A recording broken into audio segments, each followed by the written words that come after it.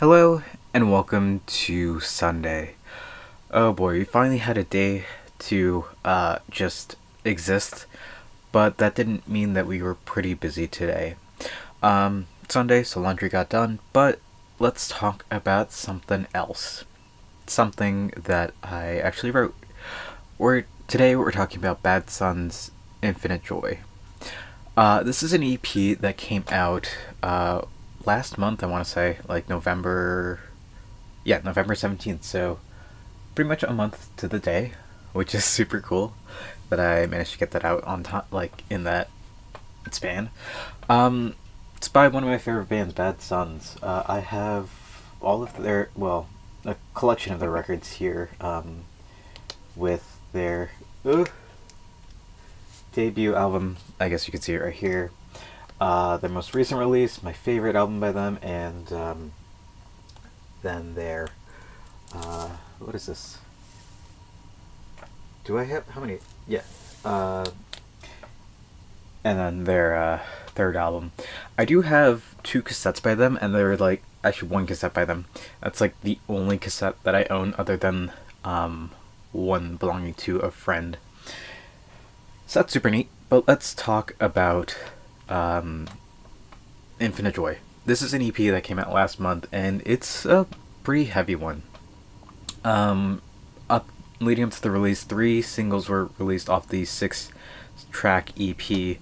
I believe the first one was released like early September, so it's about 2 months, and it's something. It's a very emotionally charged EP. This is coming off the heels of a member leaving the band, Ray Libby, a guitarist who left back in June of 2022. The announcement was made that he would no longer be touring with the band, but in the following months, that post was deleted. I managed to dig it up, and he just left the band proper, started his own project. We wish all the best for him, but this album, or this EP rather, heavily reflects some of that. So let's talk about it. This EP is a collection of songs that were written since October 2022. So Ray Libby left the band in what is it? June of that year, and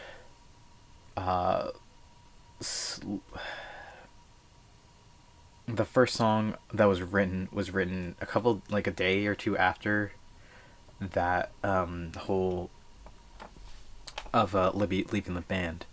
But the themes in this song, in this EP, will revolve around lead singer Christo Bowman, frontman, guitarist, and how his struggle with alcoholism has affected just his life in general.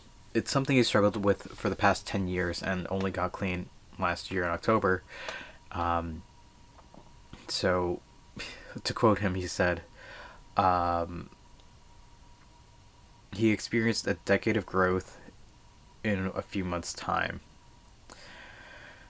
So let's talk about this. It's a 6-track EP. The first track, Lunar Shadows, it has like this really early mid 2000s like kind of guitar vibe, which I really like. And the band does get into their like, typical Bad Sons sound later into the track, but this one's quickly just about kind of that alcoholism experience. There's many breakups, like Bad Sons is known for their breakup theme, but this one is like specifically, it feels like a lot of these songs are about his alcoholism. This one has the line, "Hey, drinks on me, literally, it's time to clean up my act." It's a nod to that, but it's also more of a breakup anthem kind of thing, where how much you can improve your life after turning things around. Pretty great song. Next up would be The One I Used to Love, which is the first single released off this EP. Again, it's about his struggle with addiction. Bowman is singing about how he finds comfort in a bottle, and having to let go of something that you've relied on so much for so long is very different. And while he does have a renewed aspect on life, is looking forward to the next chapters, letting go of that vice is and can be very difficult at times. Astral Plans. This one was the second song off the EP, and it's about Libby and that whole thing. Whole, like, him leaving the band. At least we can infer that. The press release says that he had a falling out with someone close to him, and, it's kind of assumed that it's Libby, but, we can't really speculate. While he's tried to make this relationship work for the past couple of years, it just didn't end up working, and that person ended up cutting Bowman out of their life. So, after Bowman, dealing with this grief and pain, realized that he couldn't be mad at this person forever, he felt so much better, and this song is kind of dedicated to that. It takes the point of view of a soldier coming home from war and them finding out their partner has been cheating on them, and that's about it. A lot of these songs on this record are pretty have that funky kind of like R&B kind of thing, but like more 80s vibe. It feels like a natural evolution of Apocalypse Whenever, which is the band's latest album. So right at home. Everything is another track exclusive to this EP. It does feel like it's using synths right off of Apocalypse Whenever, and it's more of a song about how while things aren't going quite right at the moment, they will be, looking forward to what the future has in store, and looking for another chance at life. Just to Feel Your Touch is a bit of an odd one. Actually, no, it's a bit of an odd one. I think while it is good, it's just the weakest song on here, I feel. It's more of an R&B tune with, again, nice funky bass line. It was written when Bowman was in New York City, and he saw that the cover, or the spine of a book, had the words "I love you, I hate you, I miss you" on it, which is repeated in the song throughout.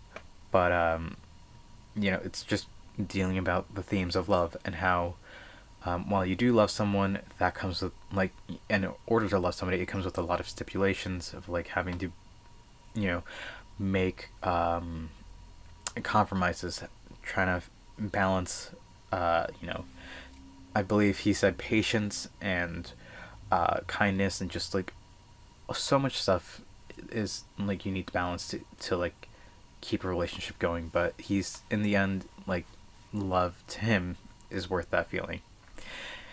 And closing out the EP is this track, Living or Dying. It's a song about Bowman's fiancée, Allison, who he got engaged to in 2022. It's about all those feelings, about how, to quote Bowman, living a life in the state of fear or regret is hardly living. Life is too beautiful to waste. His fiancée, Allison, had quit her job of 5 years in order to pursue her master's degree, which she ended up getting. And, for him, watching her take something head on like that was inspiring, and that's where this song comes from. Again, a lot of these songs on this EP are pretty funky, kind of R&B, synth heavy, your classic Bad Sons. It is a natural evolution of Apocalypse Whenever, and seeing how the band has evolved over the past couple of years is wonderful to see. Despite losing the member, they're making great waves in their progression as a band, and seeing them be able to continue to improve despite so much happening in these past I guess almost 3 years now since Apocalypse Whenever released, right? 2 years? When did this come out? I feel like it came out, it must have been 2022. Right? I I should know this. um, if I could spell apocalypse, that'd be great. Apocalypse. Whenever it came out, 2022. Yeah, so this album's like 2 years old. So yeah, but and it was written starting like mid 2022. So while some of the songs on here weren't probably ready until this year, it's a great little collection of songs, and it makes me hopeful to see where the band goes next with their um, sound. Anyway, that's about it for today. Go listen to it if you haven't. Link down below as always. And yeah, this marks me pretty much catching up to where I need to be if I wanted to release a review every week. Um, I still have two more left. One of them is right here, and this will come out I think New Year's Day. I think it might be it's like the first record in my in here. Maybe the second actually. The first one that actually sounds good, and that's not person screaming for an hour.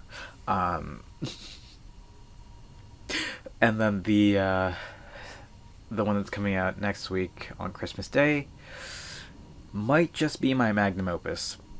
I haven't started anything on that, and it's a very, very long piece. Yeah, there's so much to that one, which we'll talk about in depth next week. I'm staring at it right now. It's right over there. And oh boy, it's gonna be a hard one. It's gonna be rough, but if I can manage that, I'll be happy. Thank you all for watching. I hope to see you tomorrow. And until then, later.